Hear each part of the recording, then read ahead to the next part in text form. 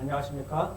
일반 화약학 제5장 화약의 종류와 특성 혼합 화약류 세 번째 수업 진행하도록 하겠습니다.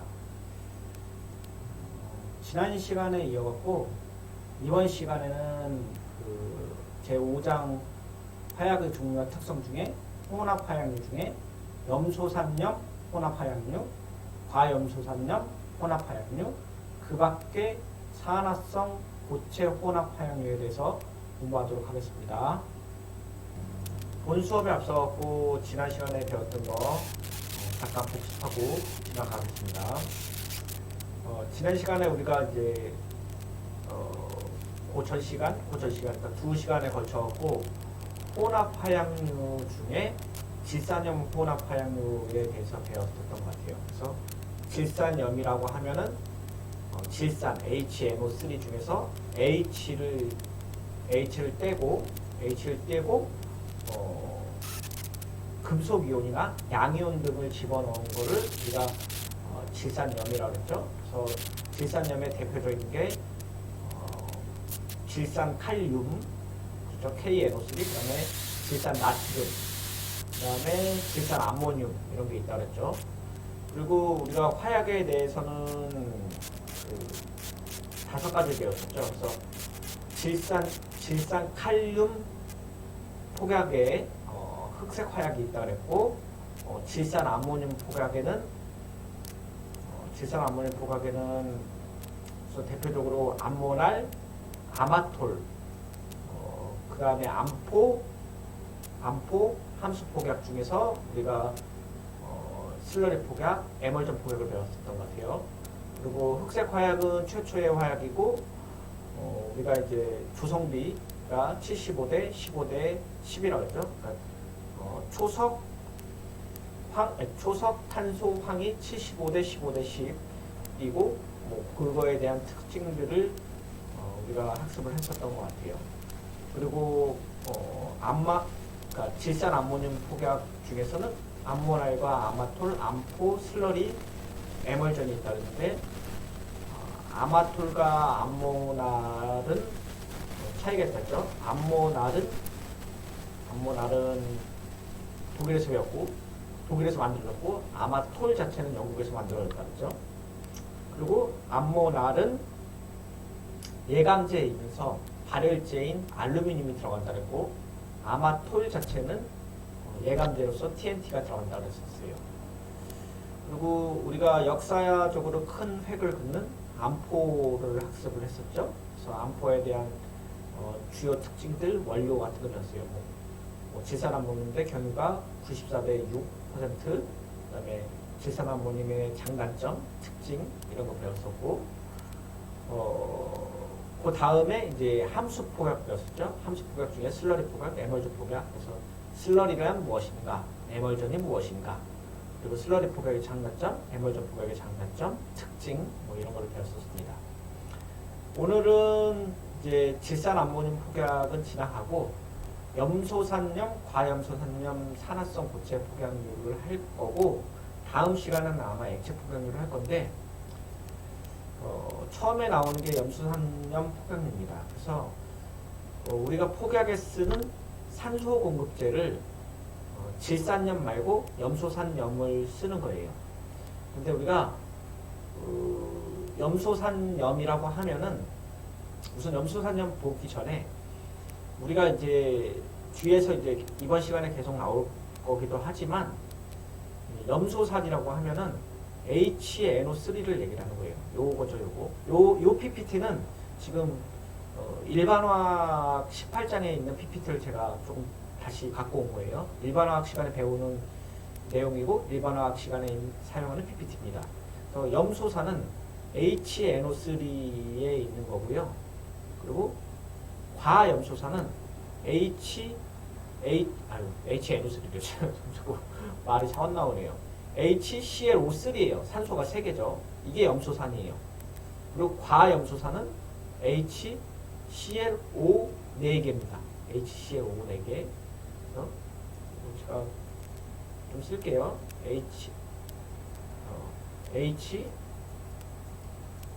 C CL 잠깐만요. 제가 예쁘게 쓸게요.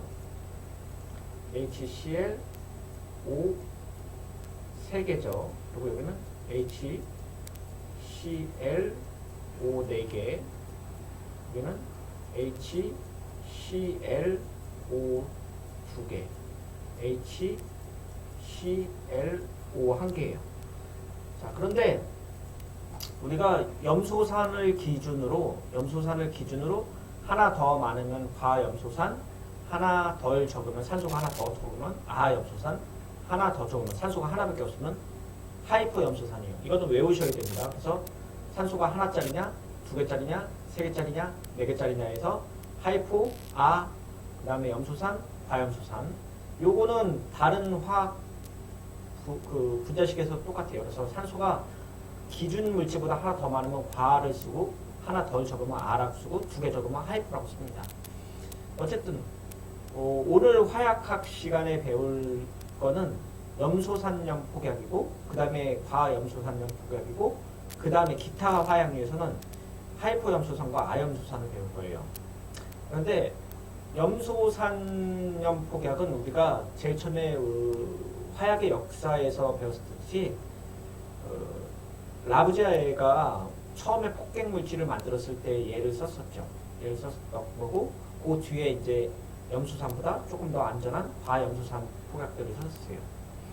일반화학 시간에는 산염기 할 때 이 PPT가 나오는데, 우리가 산소가 더 많을수록 강산으로 칩니다. 그래서 여기는 산소산이라고 얘기를 하고, 산소가 더 많을수록 더 산도가 센 겁니다. 그리고 우리가 염자를 붙이니까, 예를 들어 염소산염 그러면 염소산에서 H를 띄고 금속이나 금속이나 양이온이 들어가고, 과염소산염이라고 하면 H가 띄고 금속이나 양이온들이 들어간 걸로 얘기를 하겠죠.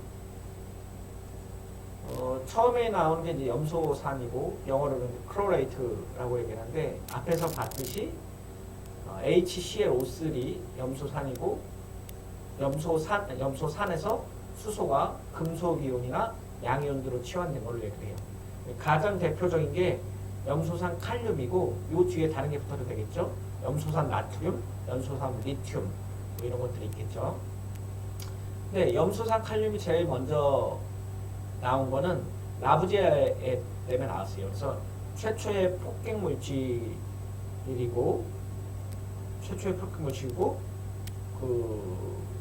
얘는 폭약에 만드는 거는 실험실에서 만들어지는 거는 성공이 됐지만, 공업용으로는 성공을 못했죠. 이유는 이게 뭐 분해 온도도 있고, 용점도 있고, 용해도 있고, 비중도 있는데, 우선 얘 자체가 굉장히 유독하고 굉장히 작은 자극에도 폭발을 합니다. 그래서 화약의 역사에서도 말씀드렸지만, 공업용으로 양산하기에는 조금 다루는데 어려움이 있었어요.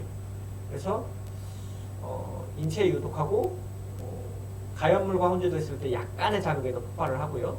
또 문제점은 뭐냐면, 얘가 암포랑 비슷하게 무슨 폭발을 하거나 아니면 산과 반응하면은 유독한 이산화염소가 발생해요. 그런데 화약에 대해서 나중에 뒤에서 뭐 TNT나 뭐 RDX나 아니면 뭐 질산에스테르나 질산염 배울 때, 화약을 만드는 공정에서 대부분 다 산들을 써요. 그래서 황산이랑 질산을 쓰게 되는데, 황산이랑 질산을 쓰는 같은 공장에서 만약에 염소산염을 쓴다고 하면은 두 개가 반응을 해서 유독한 가스를 발생하니까 사람이 죽겠죠. 그리고 이산화염소는 폭발성이에요. 자, 그 다음에 이거 못합니다. 온수인데, 온수 글리세린은 잘 녹으나 냉수 알코올에는 잘 녹기 어렵습니다. 이 염소산 칼륨에 갖고 있는 특징이고요.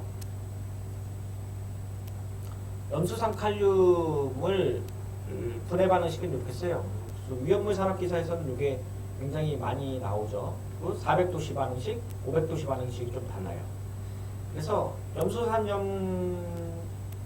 칼륨의 그 분해 반응식을 보면은 뭐 400도씨건 500도씨건 간에 얘네가 우선 반응을 하면은 산소가 많이 발생을 하죠.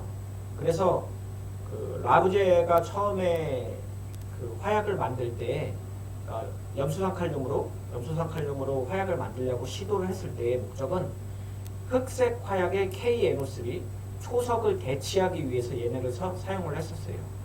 그러다 보니까 산소가 굉장히 많은 것들을 사용을 했었죠. 그래서 염소산염 폭약에는 뭐가 있느냐? 우리가 앞에서 얘기했죠. 질산칼륨의 폭약에 흑색 화약이 있고 질산암모늄 폭약에 아마톨 암모날 암포 이렇게 있듯이 염소산염 폭약 안에는 염소산 칼리 폭약이라는 게 있어요.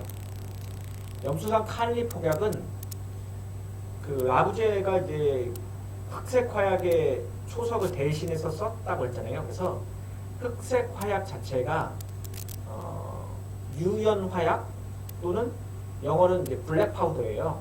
블랙 파우더에서 흑색 화약이잖아요. 근데 그 최초로 얘네가 이제 염소산염 칼륨을 쓰려고 했다 보니까 얘 이름은 백색 화약이라고 이름이 붙었어요. 그래서 흑색 화약 자체는 KNO3에 황이랑 그 수수잖아요. 근데 황이랑 수 자체가 까만색이다 보니까 흑색 화약이라고 이름을 붙었는데 얘는 민감하다 보니까 그 가연제를 그렇게 많이 넣지 않았어요. 그래서 화이트 파우더라는 이름이 붙었고요. 요런 화약에는 뭐가 있었냐면은 코베트 화약이나 오잔들 화약, 폴 화약이라는 이름의 염소산 칼리 폭약들이 있었어요. 근데 우리나라에서는 우선 염소산 칼리 폭약은 사용된 적 없으나 염소산 칼리를 주성분으로 한 연화용 폭파, 그러니까 연화용이라고 하면 폭죽놀이 폭약은 사용된 적이 있어요. 그러니까 공업용으로라고 얘기하면 안 되죠. 발파 현장이나 아니면은 군용 폭약의 작약으로 사용된 경우는 거의 없었어요. 거의 없고 연화용으로 많이 사용되고 한편 이제 폴 화약 또는 오잔들 화약 이런 것들은 프랑스군이 좀 사용을 했었어요. 그래서 제일 처음에 그 라부제가 이제 흑색 화약의 KNO3를 대체하기 위해서 염소산염을 사용했었는데 실패로 돌아가지만 나중에 시간이 지나고 나서는 폴 화약이 사용이 됐었어요. 근데 폴 화약은 프랑스의 화약이고 얘는 그 우리 오조모르밀리 탄에 들어가는 장약으로 사용이 된 적이 있었어요. 그리고 요거는 이제 염소산염 폭약 중에서 염소산 나트륨으로 사용하는 폭약입니다.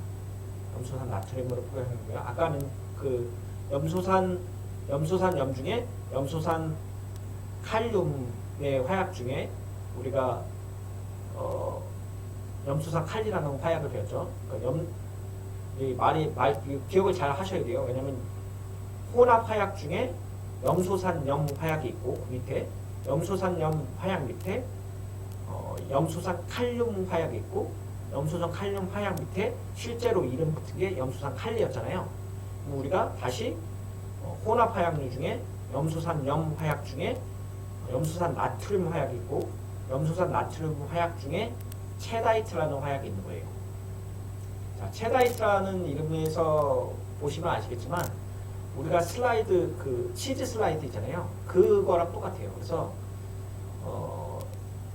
체다이트 화약이고 이름 자체는 그러니까 이름 자체에서 알 수 있듯이 영국에서 만들었어요. 그리고 체다이트 또는 뭐 세디트라고도 부릅니다. 그래서 발음하는 게 뭐 영국식 발음이냐 미국식 발음이냐처럼 약간 뭐라 그랬죠? 우리가 보일의 법칙이잖아요. 보일의 법칙, 그 다음에 샤를의 법칙 그잖아요.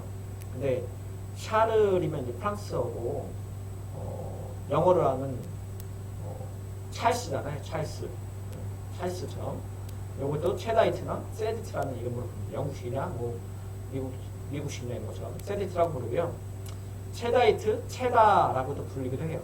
약간 슬라이드 형식으로 되어 있어갖고 그래요.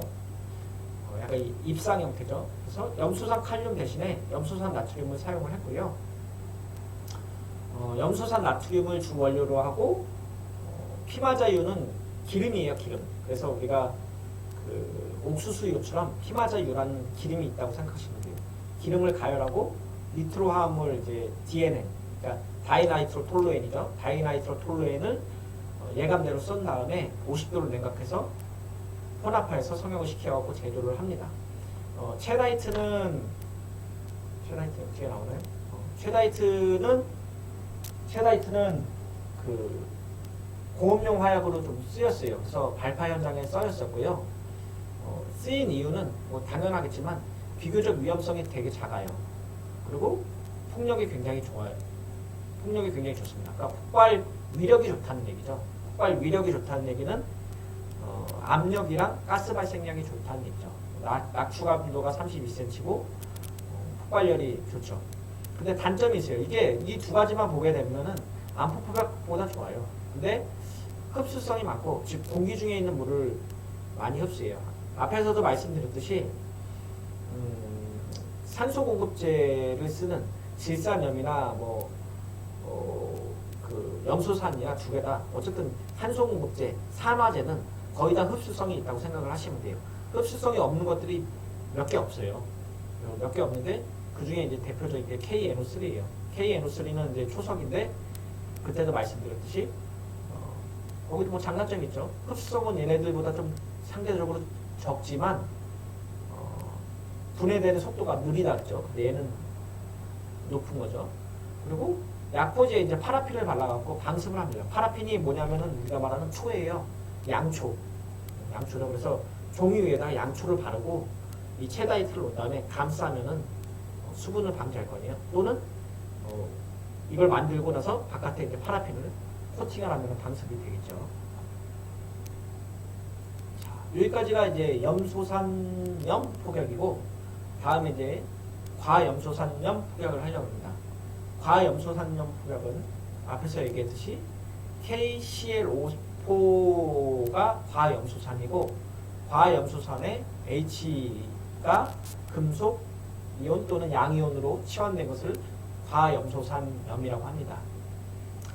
과염소산염은 앞에서 이제 그 흑색 화약의 KNO3를 KClO3로 변환하려고 했다고 그랬죠. 근데 잘 성공이 못하고 그 다음으로 도전된 게 얘예요. 근데 얘가 조금 더 앞에서 첫 장에서 말씀드렸듯이 KClO4는 조금 더 산성이 강하고 산소를 많이 발생을 해요. 그리고 조금 더 안전해요. 그런데 조금 더 안전하다는 얘기지 얘가 산에 안전하다는 얘기는 아니에요. 왜냐하면 밑에서 보시겠지만 여기 먼저 볼게요. 진한 황산과 접촉하면 폭발한다고 돼 있어요. 폭발해요. 얘도 그래서 TNT나 아니면은 그러니까 질산 에스테르 계열이나 질산 니트로 계열로 그 공장에서는 같이 하기가 조금 어려워요. 양산하기가. 물론 뭐 공장을 따로 별도로 두면 되는데 같은 공간에서라는 거죠. 또 여기도 있죠. 인황탄소 유기물들을 혼합했을 때 가열 마찰 충격으로 폭발을 하죠. 그래서 얘네들은 뒤에 나오겠지만 화약 종류들이 조금 있어요. 물에 녹기 어렵고 물에 녹지 않아요. 그 다음에 알코올 에텔에 녹지 않고요. 다 녹지 않는다는 거죠. 뭐 분해 온도, 무색무치, 뭐 사방 결정계 이런 거는 그냥 알아두십시오. 하나 알아들어야 될 거는 앞에도 그렇고 염소산염도 그렇고 과염소산염도 그렇고 비중이 1보다 크다는 건 조금 아셔야 돼요. 정확한 수치는 모르더라도 비중이 1보다 크기 때문에 물에 가라앉아요. 그리고 수산화증과는 안정해요. 완전 분해는 이렇게 산소가 발생이 되고요. 과염소산염에는 앞에서 이제 KClO4를 얘기를 했었고 이제 염화 나트륨도 있어요. 그리고 과염소산 나트륨도 있는데 왜 이렇게 종류가 많이 보여주냐면은 얘네는 화약에 좀 사용된 경우가 많아서 보여드릴게요. 각각의 특성들을 좀 아시라고요. 자, 그래서 뭐 무색무취의 흡수성이 강한 물질이고 아세톤에 넣고 에텔에 녹잖아요. 화재 예방 방법은 뭐 기타 염소산 칼륨이 중요하고 과염소산 암모늄은 충격에 비교적 안정하나 130도씨에 분해되고 300도씨에서 급격히 산소를 발출해요. 그러니까 다 산소 공급제로서 역할을 한다는 거죠. 그래서 과염소산염 폭약은 뭐 질산염 폭약처럼 과염소산염을 주로 사용을 해요. 그런데 한 가지 다른 점은 과염소산염 폭약은 가연성 물질로 규소초를 사용해요. 규소초를 사용하고 톱밥 등에 사용해서 배합하는 혼합화였는데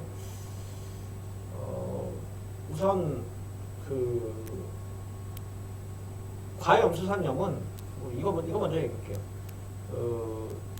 폭발 시에 일산화탄소가 많이 발생해서 갱 내에는 사용되지 않으나 토목공사와 석재 채취에는 많이 사용됐다 그랬잖아요. 그래서 과염소산염 폭약이 우리나라에서는 사용된 적이 없지만 일제시대에 사용된 적은 없지만 대표적인 화약류가 카알릿입니다. 카알릿.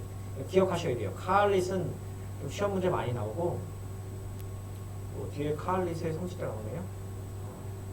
자, 그래서 카알릿의 이제 특징이 나오는데 카알릿 특징하기 전에요. 그래서 과염소산염 폭약은 대표적인 게 카알릿이 있고 현재도 사용이 돼요. 어디 많이 사용되냐면은 그 군용 폭약에 굉장히 많이 사용돼요. 군용 폭약에 보면은 우리가 그 155mm 아니 155mm 아니죠. 보통 이제 5.56mm나 7.62mm 탄에 보면은 그 7.62mm 탄에도 뇌관이 들어가요. 그래서 이제 공이가 뇌관을 치면은 안에 있는 이제 무연화약이 터져갖고 그 발생된 가스의 압력 때문에 탄두가 나가잖아요. 근데 여기에 있는 뇌관에 얘네가 쓰여요. 그래서 과학적으로는 얘네가 빵 쏘면은 뇌관에서 터지지 연소되지 않은 물질들을 우리가 건샷 레지던스 머티리얼이라고 하거든요. 걔네들이 손에 묻은 거를 갖고 범죄 용의자를 찾는 그런 작업도 합니다. 어쨌든 그래서 그러니까 과염소산염 폭약에는 카알릿이 있고 현재도 사용된다. 어디에 사용되냐면 총기 내관류에 사용된다. 과염소산염 폭약 중에 카알릿은 카릿이라고도 얘기를 해요. 여기 영어로 되면 카알릿이라고 하는데 카리트라고도 얘기를 합니다. 카리트. 제 된장 발음이 아니라 사람들이 카알릿이라고 쓰고 카리트라고 쓰기도 해요. 스웨덴은 칼스리 만들었고요. 현재까지 계단식 발파와 갱해 발파에서 많이 사용돼요. 많이 사용되지만 안포 폭약에 밀려갖고 우리나라에서는 사용되는 경우를 못 본 것 같아요. 가격이 싸요.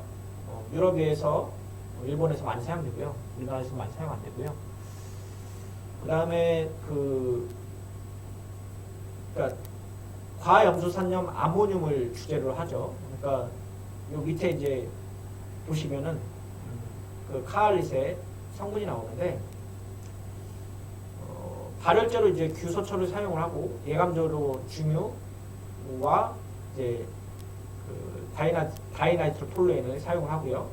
그다음에 이제 가연제로서 숯가루를 혼합을 하죠. 그러니까 탄소가루 우리가 KNO3에 쓰는 그런 숯가루처럼 혼하기에서 혼합하고 채로 쳐서 그러니까 채로 친 다음에 수분 방지해야겠죠. 그래서 파라핀으로 봉인을 합니다.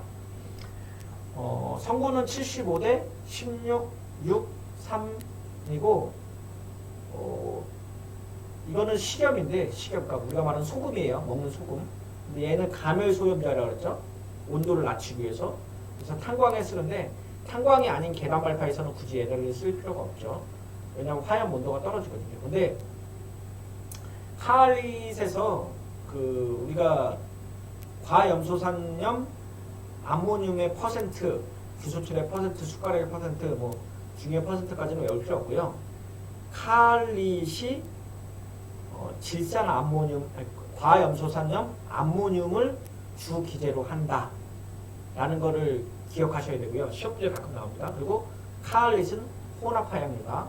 그리고 뭘 쓴다? 규소초를 쓴다. 이 정도는 알아둬야 돼요.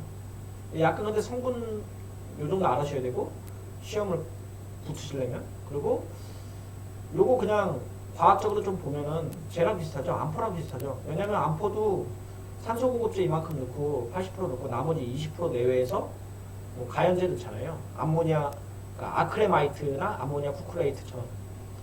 또는 뭐가 있을까요? 질산암모늄 초반에 DNN이나 TNT 같은 거 쓰는 애들도 그렇게 썼었죠. 그러니까 아마톨이나 암모날 같은 경우도 그랬었죠. 대충 잘 모르겠으면 한 80대 20으로 해본다고 생각하시면 돼요. 자, 카알릿의 일반적인 성질은 아까 얘기를 했었죠. 그래서 카알릿은 또 우리나라에서 사용되지 않지만 그러니까 일본에서 많이 사용됐다 그랬잖아요. 그래서 얘는 또 종류가 많아요. 뭐 흑카알릿, 자카알릿 뭐 이렇게 되는데 얘네들도 이제 가격이 싸고 뭐 암포만큼 괜찮았기 때문에 쓰는데 얘네도 발전을 많이 해갖고 초반에는 뭐 HCl이 발생하고 온도도 낮고 나쁜 후가스가 나쁘기 때문에 깽회에서 사용하기 곤란했지만 뭐 첨가제를 많이 내면서 조금 좋아졌어요. 폭발 온도만 볼까요? 3000에서 4300도시고 폭발 속도가 3700에서 4800이에요. 이것만 보게 되면은 암포보다 조금 더 좋죠. 왜냐 암포가 보통 우리가 폭발 속도 그러면은 몇이라고 했냐면 2500에서 3000 정도라고 그 사이즈 그러니까 암모늄 나이트레이트를 사이즈를 좀 작게 하면은 폭발 속도가 4500까지 나온다고 했잖아요. 근데 얘네는 카알릿은 얘 자체가 조금 폭발 속도가 조금 더 높아요. 폭발 온도도 조금 더 높고요. 그래서 벤치발파, 그러니까 암석 채취용이나 그런 데 더 많이 쓰여요. 왜냐면 암포는 조금 그 발파 위력이 조금 낮은 걸로 평가돼요. 그러니까 아주 딱딱한 돌 같은 데는 사용할 수 없죠. 그래서 채광이나 채석, 토목용 등에 사용이 됐었고요. 카리트가 사용이 됐었습니다. 과염수산염 폭약에서는 이거 하나만 외우면 돼요. 그래서 다른 거는 외우실 필요 없고 이거 하나만 외우시면 됩니다. 자, 다음에 그 밖의 산화성 고체 화학물인데 그 밖의 과염수산 폭염류는 뭐 요거 하나가 나와요. 근데 요거는 그냥 한번 읽어보는 정도. 뭐 이런 화약들 있다. 읽으시지 않으셔도 돼요. 그리고 얘도 혼합하여 사용한다. 이런 거 있고 사실 이 PPT보다는 얘가 더 중요합니다. 우리가 첫 장에서 과염소산염 폭염류 보면은 그러니까 우리가 지금 혼합 화약류 중에 염소산염 폭염류, 과염소산염 폭염류 중에 있고 그 밖의 화약류 중에 아염소산염 폭염류, 하이포 염소산염 폭염류가 있는데 아염소산염 같은 경우는 이제 여기에 수소이온 H+를 금속이온이나 양이온으로 또 타네요. 치환된 형태의 염이고요. 근데 아염소산염 나트륨은 왜 안 쓰였냐면은 그 물을 흡수하는 성질이 굉장히 커요. 그래서 여기 보면 똑같은 말인데 조회성과 흡수성이 있다는 얘기가 공기 중에 있는 물을 흡수를 많이 했어요. 약간 NA가 들어간 것들이 대부분 그래요. 그래서 NaNO3 우리가 질산 나트륨도 흑색 화약의 KNO3 대신에 사용되려고 했었는데 칠레 초석 같이 걔도 조회성이랑 흡수성이 굉장히 높았잖아요. 그래서 얘는 화약에 사용되지 않았었고 얘도 산과 반응하면 이산화염소를 발생을 해요. 그래서 유독가스를 발생하고요. 뭐 다른 물질들과 마찬가지로 유황, 유기물, 이산화탄소 등과 접촉하면 반응 폭발해요. 근데 이산화탄소 등과 접촉하면 폭발한다는 게 또 단점이에요. 왜냐면 폭약들이 완전 폭발한다고 하면은 이산화탄소가 생성됐거든요. 일산화탄소도 그렇고요. 이황화탄소. 죄송해요. 이황화탄소. 이거 딴 얘기네요. 이황화탄소는 CS2예요. 이게 제가 지금 CS2를 얘기입니다. 근데 일산화탄소랑 접촉해도 폭발을 해요. 얘는. 이산화탄소는 잘 모르겠는데 일산화탄소는 폭발합니다. 자, 그리고 환원성 물질과 격리하여 저장한다는데 오타가 있네요. 환원성 물질과 격리하여 저장한다. 그러니까 산화제니까 환원성 물질들과는 따로 분류해야 돼요. 같이 저장하면 안 돼요. 얘는. 자, 이게 마지막 슬라이드 같은데요. 자, 오늘 이제 2번 장 굉장히 간단하게 끝냈죠. 간단하게 끝냈어요. 그래서 오늘 배웠던 거 조금 복습해 볼게요. 오늘 뭘 공부했었냐면 염소산염 포약류, 그다음에 과염소산염 포약류, 그 밖에 산화성 고체 화합류 중에서 아염소산염 파약류를 배웠어요. 아까 그 하이포염소산염 파약류는 우리가 거론을 안 했죠. 근데 여러분들의 개념을 좀 잘 잡아야 돼요. 왜냐면 이게 자꾸 헷갈리다 보니까 혼합 화약류 중에 질산염 화약류가 있고 염소산염 화약류가 있는데 염소산염 화약류 안에는 우리가 대표적인 게 염소산 칼리가 있다 그랬죠. 염소산 칼리가 있다 그랬고 그 다음에 체다이트가 있다 그랬죠. 체다이트가 있다 그랬고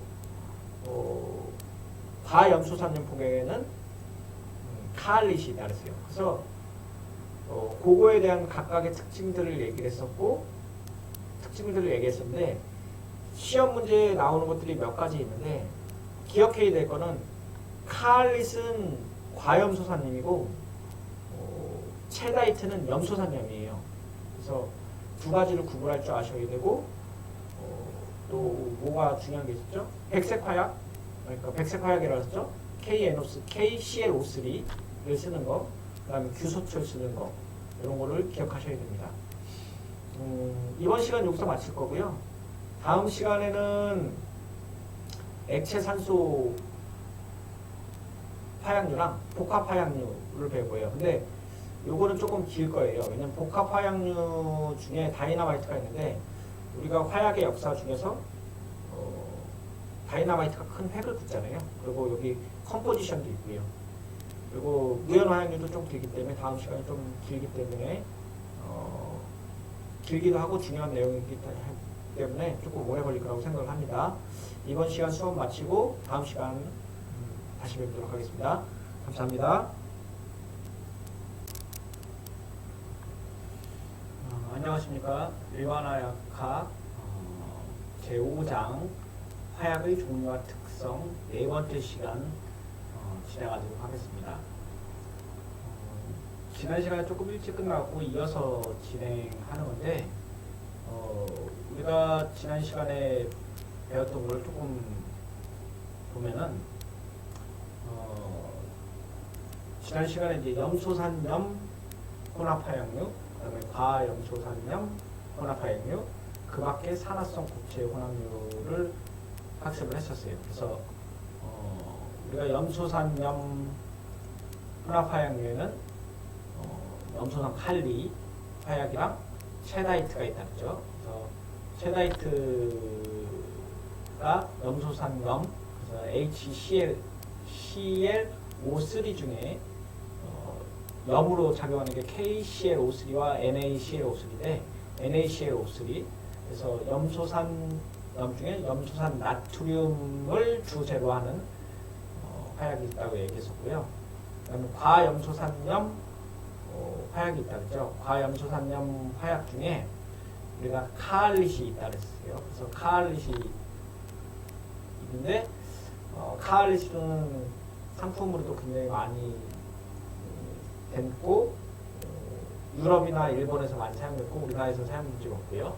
물론 군용포약에는 사용이 된다 그랬어요. 그래서 지난 시간에 가장 좀 중요하게 기억에 되어야 될 거는 체다이트와 카알릿 두 가지가 됐어요.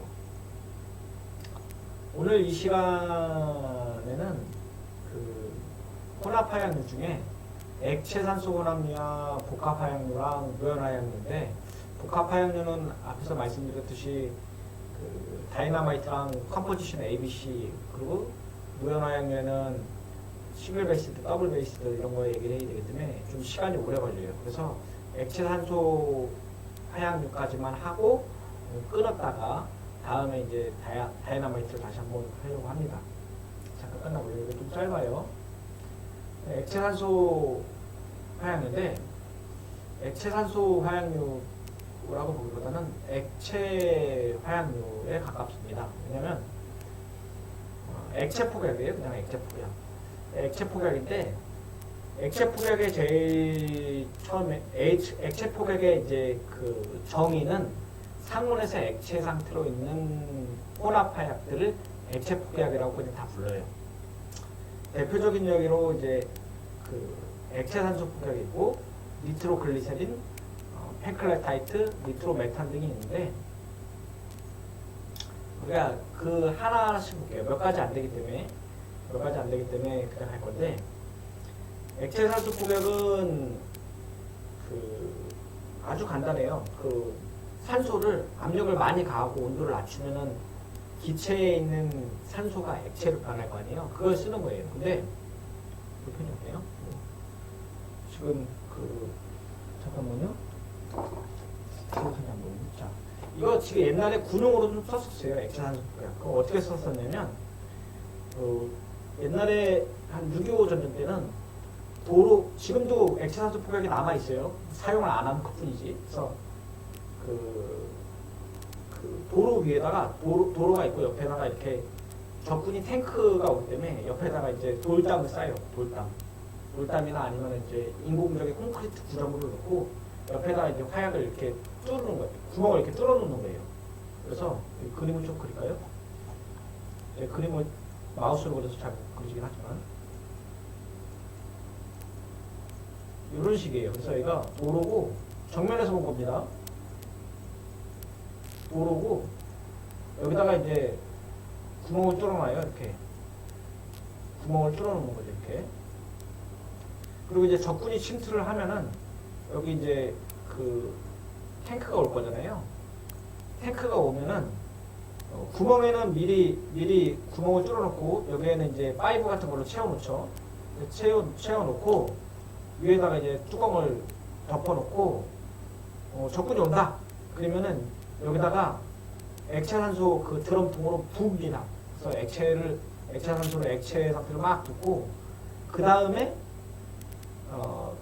이제 목탄이나 이제 알루미늄 가루를 다시 넣어요. 그 다음에 뇌관을 넣고 빵 터트리는 거예요. 자, 그런데 그 액체산소 폭약이 그 구멍을 넣고 구멍을 뚫어 놓은 상태에서 액체산소를 부은 다음에 목탄이나 이제 알루미늄 가루를 넣고 터트린다 했잖아요. 그리고 뭐 그 외에 뭐 규조토나 뭐 나프탈렌 같은 것들도 넣긴 하는데 예감제도 얘 보게 되면은 얘는 이제 공업용 액체산소를 액산이라고도 부르고 뭐 뒤에 쭉 얘기할까요? 얘네는 붓다 보니까 원래 높은 압력과 낮은 온도로서 액체 산소를 만들었는데 여기다 구멍을 넣었다고 하면은 당연히 상온에서 되면은 얘가 액체 산소가 다시 기체로 날아가겠죠. 날아갈 거예요. 그래서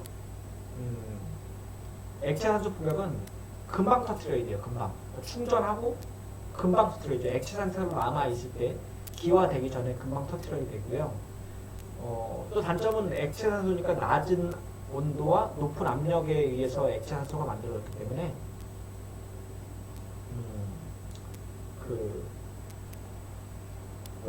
온도가 굉장히 낮아요.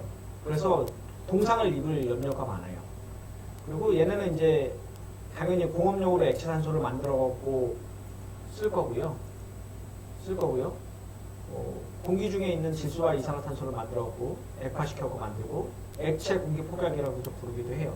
지금은 사용하지 않아요. 거의 군에서도 이거는 거의 폐기 처분하고 있어요. 액체 산소의 일반적인 성질인데요. 이게 그 지금 사용하지 않는 이유들이 몇 가지 있어요. 뭐냐면 이제 저온에서만 존재하니까 장기 보존 운반 힘들겠죠. 그러니까 아까 발파할 때 적군이 침투할 때 옆에다 구멍 뚫어놓고 금방 부어서 금방 써야 된다 했잖아요. 그래서 탄약 저장고에는 없고 야전 부대에 굉장히 많고 휘발성이 커갖고 단열병을 사용해야 돼요. 그러니까 보온병이라 그러죠. 그러니까 뭐라 그래야 돼요. 이 텀블러 그런 데에 보관을 해야 되고요. 충전 후에 5분 이내에 폭파해야지 효과적이고요. 당연히 액체 산소니까 비중이 1보다 작아요. 근데 폭발률은 좀 높죠. 산소 공급제를 예를 쓰는 거니까요. 근데 폭발 속도는 굉장히 좋아요. 그래서 옛날에 썼어요. 6.25 때. 6.25 때 썼고요. 뭐 용수공이라니까 물이 있는 곳에 잠전하면은 도중에 이제 물에 얼겠죠. 그리고 대발파에 사용할 때는 액상 공장에서 운영하면 가격이 저렴한데요. 지금은 뭐 사용하지 않고 있습니다. 판클레이트 폭약인데요. 판클레이트 폭약은 1881년 투르뱅이 사용했어요. 발명을 했어요. 실용화되진 않고요. 스프링계 폭약이라고 부르고요. 얘는 뭐 니트로벤젠, 과산화질소, 혼합물로 위력을 폭발을 시켰어요. 그래서 과산화질소와 벤젠, 니트로벤젠, 이산화탄소로 썼는데 얘도 마찬가지예요. 과산화질소가 생각보다 만들기 어려워요. 보관하기도 어렵고요. 그리고 뭐 나머지는 가연제인데 그러니까 취급 중에 이제 날아가죠. 날아가니까 지금은 사용하지 않고요. 뭐 실용화되지도 않았어요. 그냥 발명만 하고 끝났어요. 그래서 판클레이트 폭약은 별로 다를 게 없는데 판클레이트 폭약 자체가 액체 폭약의 한 종류라는 것을 기억하셔야 됩니다. 그리고 니트로메탄도 군용에서 지금 좀 남아 있어요. 니트로메탄도 아까 지금 액체 폭약처럼 그렇게 니트로메탄으로 폭약을 하려고 만들어 놓은 게 있어요. 액상의 니트로메탄이 액체 산소 폭약보다 조금 더 좋아요. 왜냐하면 액체 산소 폭약은 온도가 낮고 압력이 높아 이제 액체 상태로 존재하는데 니트로메탄 자체는 원래 액상이에요. 그리고 조금 둔감해요. 그리고 근데 얘는 이제 과염소산 요소 이런 것들 혼합하면 폭속이 굉장히 빨라요. 굉장히 빠른데 보관하기도 어렵고 저장하기도 어렵고 이동하기도 어렵고 또 정전기 발생기도 좀 있고요. 그래서 지금 사용 안 합니다. 히드라진제 폭약인데 히드라진 또는 하이드라진제 폭약인데 얘네는 우리나라에서 썼다는 거는 거의 못 봤고요.